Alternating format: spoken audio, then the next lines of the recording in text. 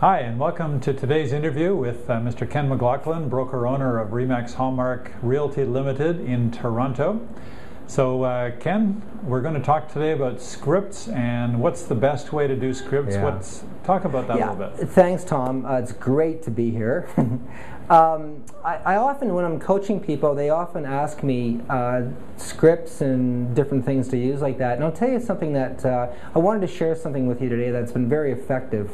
I'm going to start by explaining or talking about if you walk into, if you're a man, you're walking into a men's clothing store, or a woman into a woman's clothing store, and you walk into the aisle, and one of the things the attendant or the clerk says to you, the first thing they come to you and they say is, "Can I help you?" And the natural response, if you're like everybody else out there, is, "No, I'm just looking." Well, that's what I call a macro marketing. That's the big picture marketing, that type of thing.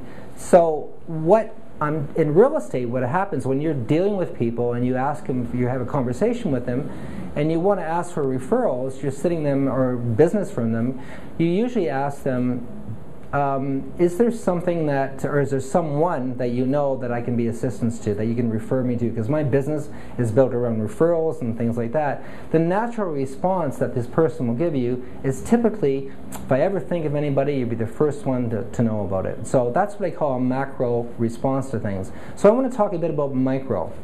Imagine now if you walked into a clothing store and you're wearing this jacket here, and it was a Boss jacket, for instance, and the clerk, rather than saying to you, "Can I help you with anything?" the clerk would say, "That's a fantastic coat.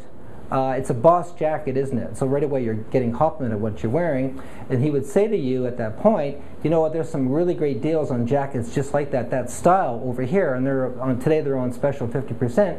50% off. Can I show them to you?" That's a micro marketing. That gets my attention. It's talking to me specifically about what I'm wearing. I can visualize what's going on, and my response is a lot different. Naturally, I will say to that, "Well, thanks for the compliment. Let's have a look, because I'm wearing the jacket already. I want to see what's going on over there." So that's breaking the ice type of thing. How you use that in real estate is quite simple. Simply the same way. You talk to people. What you have to do is, when you're phoning your database, as an example, you have to look at your database prior to and visualize everybody in your database, where they live now and what their next home is likely to be. So if I'm living now in a condominium, and I'm a young family, I've just started, I didn't have any kids when I started living there, and now I have one kid or another one on the way or something like that, my next purchase is probably going to be a house.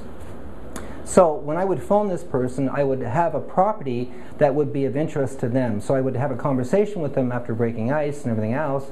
Basically, I walked into a home today, and when I saw this home, I thought directly of you and your partner.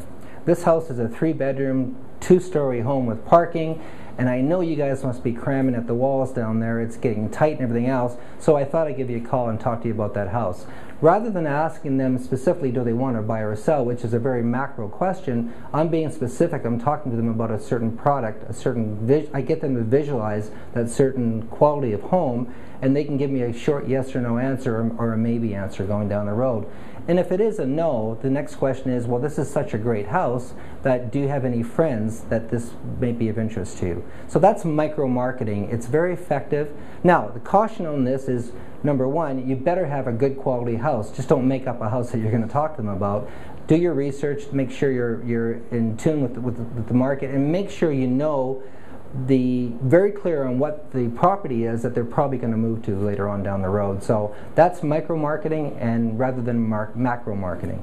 So it's all about finding out about the client, right? Absolutely. And asking questions. And probing questions. Yeah, and being really clear on what they want.